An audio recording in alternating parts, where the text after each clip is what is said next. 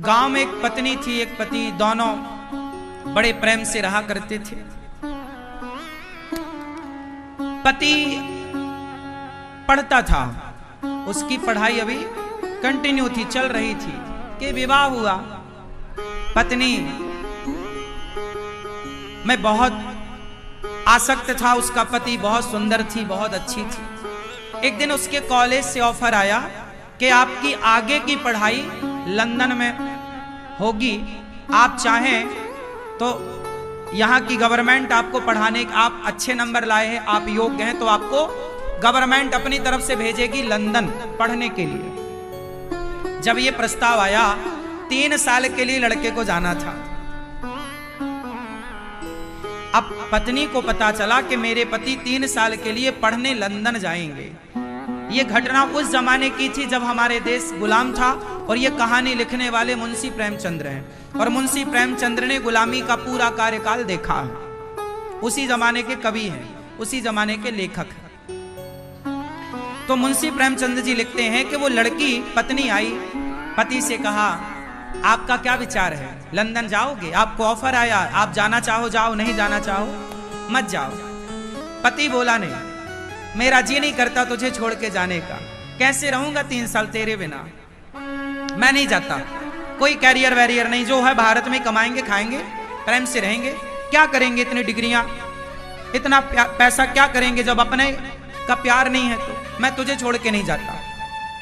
माँ को कैसे छोड़ूं, पिता को, और मेरी प्यारी तो तू है, मैं तुझे बहुत प्यार करता हूं। पर पत्नी ने समझाया। देखिए, पत्नी ने कहा कि आप जाइए, आप पढ़ लिख जाएंगे, आप बड़ा कद, बड़ा पद पाएंगे, मुझे बहुत प्रसन्नता होगी कि मेरा पति आज वहां है, आपको जाना चाहिए। सारे गांव के लोग मना कर रहे थे, सारी समाज मना कर रही थी, और उस लड़के का खुद का मन नहीं था जाने का, लेकिन पत्नी ने उसे मोटिवेट किया, आपको जाना चाहिए, आपके भविष्य का सवाल है। 3 साल की तो बात है, मैं रह लूंगी आपके, लेकिन याद रखिएगा मुझे पत्र लिखते रहिएगा। उस जमाने में पत्र का ही दौर था, कोई टेलीफोन नहीं था। उसने मन बनाया, सबने कहा अच्छा ठीक है। उसका मन नहीं था, पर फिर भी वो घड़ी आ गई जिस दिन उसे विदा होना था।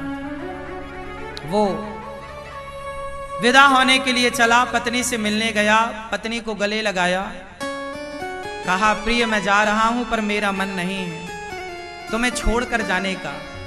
पत्नी ने कहा जी मैं थोड़ी चाहती हूं कि आप जाएं, बस आपके पढ़ लिख लेने से इस राष्ट्र का, इस समाज का कितना भला होगा। आप पढ़ लिख जाएंगे तो आपके दोस्त मित्रों को आप न्याय दिला सकते हैं। आप वकालत की पढ़ाई पढ़ने जा रहे हैं, वकालत पढ़ने जा रहा था, एडवोकेट बनना है, जा। गले लगाया पत्नी ने, प्यार की बातें हुई, मुझे पत्र जरूर लिखते रहिएगा। पति ने कहा प्रिय मैं तुम्हें छोड़कर जाना नहीं चाहता, पल पल तुम्हारी याद आएगी, कैसे रहूंगा तुम्हारे बिना। उसकी पत्नी को भी लगा कि मेरा पति कितना अच्छा है, मेरा कितना ख्याल रखता है। पति चला गया, ट्रेन में बैठा और वहां पहुंचा जहां से बड़ी बड़ी जहाजें, पहले यात्राएं जहाजों से होती थी। उस जहाज में बैठ के वो लंदन की ओर चला। वो लंदन पहुंचा, उसका कॉलेज उसे मिल गया, वो पढ़ना स्टार्ट कर दिया। परंतु हर महीने वो पत्नी को पत्र लिखता, पत्नी भी पत्र में उसको जवाब देती, हमें आपकी याद आ रही है। वो भी कहता हम आपके बिना कैसे हैं। जैसे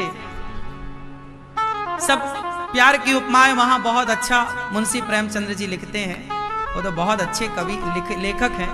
सब कुछ हुआ, 1 साल बीता, पत्र आने खत्म, पत्र आने बंद। पहले अब 2 महीने में एक बार आता, फिर 6 महीने में, अब तो साल भर हो गया पत्र नहीं आया।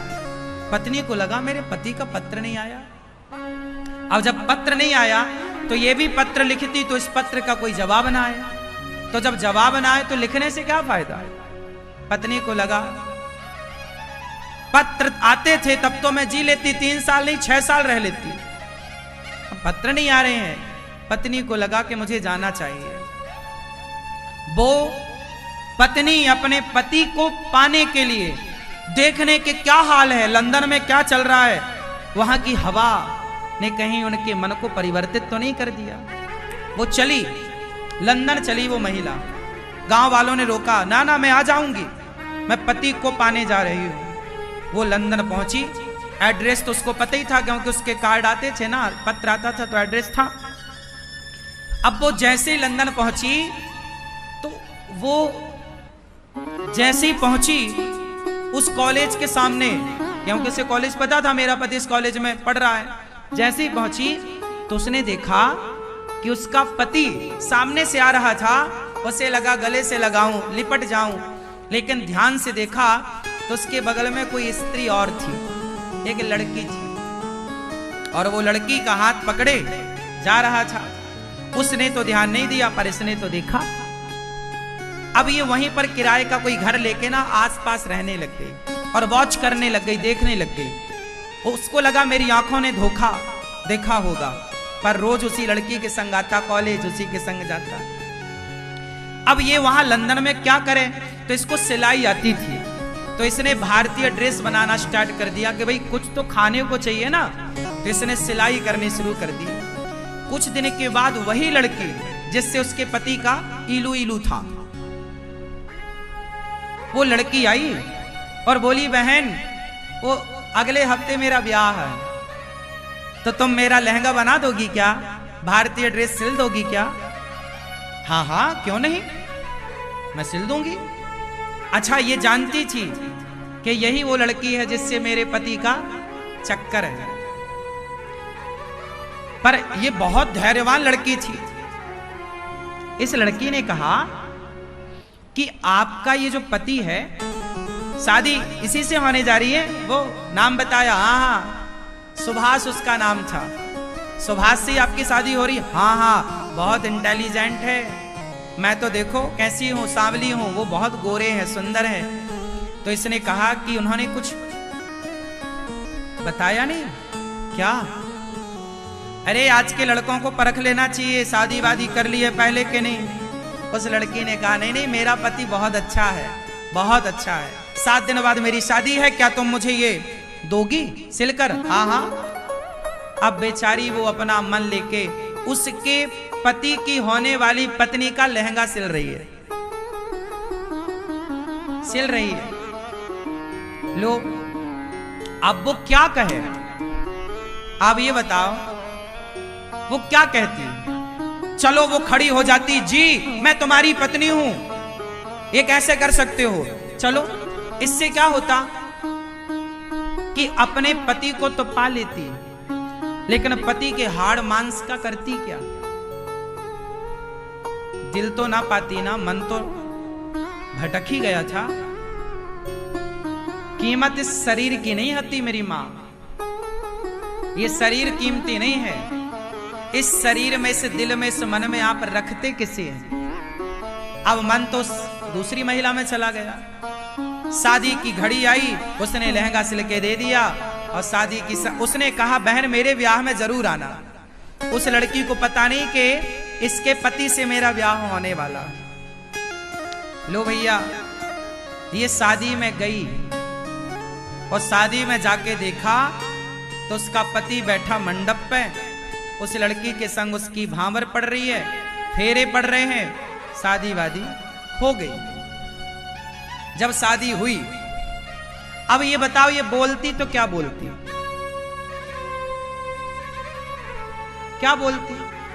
और बोलती भी तो चलो उसका पति शादी ना करता, लेकिन पता तो चल ही गया ना कि ये कितना चरित्रवान है और कितना ईमानदार है, कितना प्यारा है, कितना प्रेम करने वाला है। स्त्री को शरीर नहीं चाहिए आपका, पुरुष को शायद स्त्री का शरीर चाहिए, लेकिन स्त्रियों को पुरुषों का शरीर नहीं चाहिए, पुरुषों का मन चाहिए, पुरुषों का हृदय चाहिए। ये बात पुरुष लोग नहीं जान पाएंगे, लिख लो आप। इस बात को जानने के लिए बहुत टाइम लगेगा, प्रेम की गली में थोड़ा घुसना पड़ेगा। ये बात हम नहीं कह रहे हैं साहब, मुंशी प्रेमचंद्र जी लिख रहे हैं। वो लड़की अपने कमरे में आई, अच्छा जिसका ब्याह हुआ वो इसकी ना दोस्त बन गई, दोस्त फ्रेंड। तो उसने कहा मेरा लहंगा सिला है, चलो हमारा ब्याह हुआ है, वो भारत की एक लड़की है, चलो हम उसे लड्डू देकर आते हैं। तो वो अपने पति को लेकर उसके पास आई, दरवाजा खुलवाया इसने, दरवाजा जैसे ही खोला उसके पति के हाथ से लड्डू का डिब्बा गिर गया। अब वो क्या कहता, सामने पत्नी खड़ी है, उसने तो चोरी की ना, उसने तो विश्वासघात किया। अब वो क्या कहती, क्या कहता, वो लड्डू वड्डू सब गिर गए। उसकी पत्नी ने, दूसरी पत्नी ने पूछा डिब्बा कैसे गिर गया? तो इसने मुस्कुराते हुए कहा बहन नई नई शादी है ना, ऐसा झटका लगता रहेगा। आओ, अंदर बिठाया, चाय पिलाई। उसने नहीं बताया कि ये मेरे पति हैं।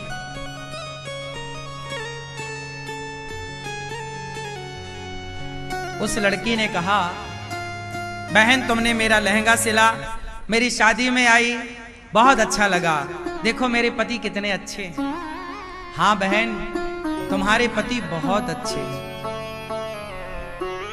भगवान करे कि तुम्हारे पति अच्छे ही रहें, क्योंकि कुछ लोग समाज में ऐसे हैं जो प्यार का इजहार किसी से करते हैं, साथ जीने और मरने की कसमें खाते हैं, पर साल 2 साल में ही अपने रंग बदल देते हैं। बहन भगवान करे तुम्हारे पति ऐसे ना हो। अब वो सुन रहा है, वो तो जान रहा कि मैंने से सारी जिंदगी साथ जीने मरने की कसमें खाई, पर वो पानी पानी था, कहे तो कहे क्या। वो लड्डू वड्डू बांट के घर चला गया। ये अपना इसने देख लिया कि मेरा पति कहाँ है। इसने दरवाजा बंद किया, किराए का घर था, किराया दिया, जिसका था दिया, और अपने किराएदार मालकिन को एक डिब्बी देती है, बहन वो मेरी सहेली आएगी कल, तो ये डिब्बी उसे देना और ये पत्र देना, और ये वापस भारत की ओर रवाना हो गई। क्या करती है? प्रेम क्या है? ये प्रेम इसका था कि इसने अपने पति से इतना प्यार किया कि उसकी खुशी में, यदि तुम मेरे बिना खुश हो ना तो खुश रहो। ये प्यार है। प्यार त्याग मांगता है, त्याग। ये वापस, अच्छा उसका पति ना, उसे नींद ना आई, उसको लगा मेरी पत्नी कितनी अच्छी है कि मेरा पता लगाते वो भारत से लंदन आ गई, और देखो उसने मेरे बिना किसी और से आंखें ना मिलाई, और मैंने उसके बिना साल 2 साल में किसी और लड़की से प्यार करके शादी कर ली। उस आदमी ने सोचा कि ये जो लड़की है, ये जो मुझे लंदन में मिली है, क्या ये मेरे लिए इतना त्याग कर सकती है जितना मेरी भारत की उस पत्नी ने प्यार किया, त्याग किया। वापस आया कि चलो सॉरी बोलूंगा, माथा चरणों में रखूंगा, माफी मांगूंगा। वो दौड़ा दौड़ा रात को आया, पत्नी से बोला मैं आ रहा हूं, दौड़ा दौड़ा आया, पर वहां तो अब वो थी ही नहीं। मालिक ने कहा कि भैया ये कागज दिया है और ये कुछ डिब्बा है। उसने खोला तो शादी का जोड़ा जो उसने अपनी शादी में पहना था, अपनी शादी में जो उसने लाल शादी साड़ी वाड़ी पहनी होगी, वो सब जोड़ा रखा, सिंदूर की डिब्बी दी, और उसने लिखा अपनी सहेली को, मतलब उसकी पत्नी को, कि बहन तुम्हारी जोड़ी अमर रहे, और अब मेरी इच्छा है कि तुम्हारे ही शुभ हाथों से, तुम सुहागन हो, तुम पतिव्रता हो, तुम्हारे शुभ हाथों से ये सिंदूर, तुम ये शादी का जोड़ा एक नदी में, जलाशय में विसर्जित कर देना। क्यों? तुम्हारा घर बस गया, तुम्हारा जीवन सुखमय रहे, अब मेरे जीवन में इस सिंदूर का कोई काम नहीं है, इस शादी के जोड़े का कोई काम नहीं है। मेरे पति अब मुझे कभी ना मिल पाएंगे, मेरे पति से मेरी मुलाकात कभी ना हो पाएगी, तो मेरे इस सिंदूर को तुम विसर्जित कर दो। अब ये बात उसका पति पढ़ रहा है, पढ़ पढ़ के रो रहा है। रोता रोता याद कर रहा है। इसी के साथ मुंशी प्रेमचंद्र जी ने इस कहानी को पूरा किया। कहानी बस इतनी सी है। बस ये कहानी ये बता के चली गई कि स्त्रियां सारी जिंदगी गुजार देती हैं अपने पति की विधवा रहकर। इतिहास साक्षी है, स्त्रियां अपने पति की विधवा रहकर सारी जिंदगी गुजार देती हैं या नहीं? हाँ या ना? जोर से। लेकिन पत्नी मर जाए तो पति दूसरा विवाह कर लेता है। इससे पता चलता है कि पुरुषों का प्रेम शरीर से है, स्त्रियों का प्रेम आत्मा से है। इसलिए पुरुषों की अपेक्षा स्त्रियों का प्रेम ज्यादा पवित्र है, ज्यादा भारी है। मैं इस निर्णय पर पहुंचा हूं। आप इस निर्णय को, मेरे इस डिसीजन को आप गलत कह सकते हैं, मुझे दिक्कत नहीं, पर मैंने आज तक जो जाना, समाज में जो सीखा, वो ये सीखा कि स्त्रियों का प्रेम पुरुषों के प्रेम की अपेक्षा ज्यादा होता है, ज्यादा पवित्र होता है, ज्यादा भारी होता है। यदि पुरुषों का प्रेम भारी होता तो पुरुष 4 ब्याह ना करते।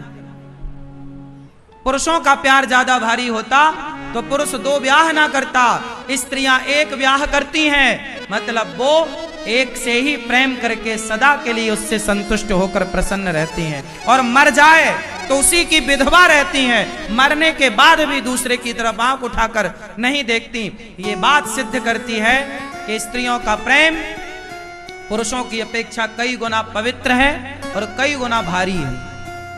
क्या कहते हैं आप लोग?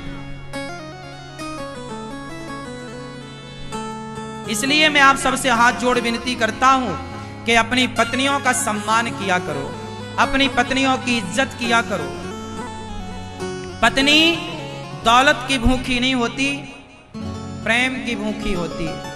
प्रेम से पेड़ की छांव में बिठाल के कह दोगे कि ये आज से तुम्हारा घर है, तो वो पेड़ की छांव को अपना घर मान के तुम्हारे संग रह लेगी। इतना प्रेम। भगवान राम माता सीता के बालों में गजरा लगा रहे हैं, ये बात यहां से स्टार्ट हुई थी। तो भगवान राम फूलों का श्रृंगार कर रहे हैं, तो आप भी कभी अपनी पत्नी का ज्यादा सम्मान किया करो, पत्नी की ज्यादा इज्जत किया करो। हां, मेरा मानना कुछ अलग है साहब, क्या करूं? मैं माओ से ज्यादा प्यार करता हूं, माओ से। इसलिए ना ईश्वर ने मेरे खाते में 280 माएँ रखी हैं। गौरी गोपाल आश्रम में वृद्ध माताएं 280, और जो घर घर गांव गांव में जो मेरी वृद्ध माताएं जो कथा सुनती हैं और दास को अपना बेटा मानती हैं, ऐसी करोड़ों माओ का लाड़ प्यार में लूटता हूं और आशीर्वाद लेता हूं। तो मैं जानता हूं कि माँ की ममता क्या है। माँ होती है। माँ पूत कपूत सुने है परना, माता सुनी कुमाता, कुपुत्रो जायते क्वचिदपि कुमाता न भवति। माँ का प्यार और पत्नी का प्यार बहुत अंतर नहीं है इनके प्यार में, केवल दृष्टि का अंतर है। माँ का प्यार और पत्नी के प्यार में केवल दृष्टि का अंतर है, बाकी दोनों का प्यार पवित्र है। अब ये बहुत गहरी बातें हैं, समझाऊं तो घंटा लगे, इतना टाइम नहीं है हर चीज को। लेकिन जितना समझाया समझ में आया? क्या समझ में आया बेटा तुम्हारे? हाँ।